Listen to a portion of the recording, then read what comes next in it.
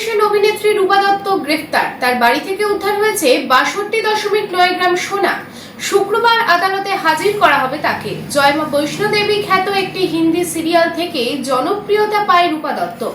পাশাপাশি বাংলা সিরিয়ালেও কাজ করেছেন তিনি। আগে পকেটমারির অভিযোগে গ্রেফতার করা হয়েছিল তাকে।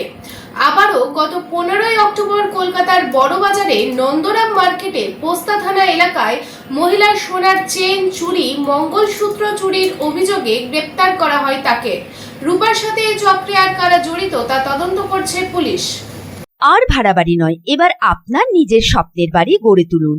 আপনার স্বপ্ন পূরণের সঙ্গী এবং দূষণমুক্ত খোলামেলা পরিবেশে নতুন ঠিকানা আনন্দ নিকেতন, কুমারবাজার, বক্তানগর রোড, রানীগঞ্জ। এখানে রয়েছে 2 এবং 3 BHK অ্যাপার্টমেন্ট। মাত্র 1 কিলোমিটার দূরত্বে পেয়ে যাবেন station, market, bus stand, bank, school, হসপিটালের সুবিধা। সন্নিকটে জাতীয় সড়ক, বাঁকুড়া মেদিনীপুর হাইওয়ে। থাকছে ব্যাংকিং লোনের সুবিধা।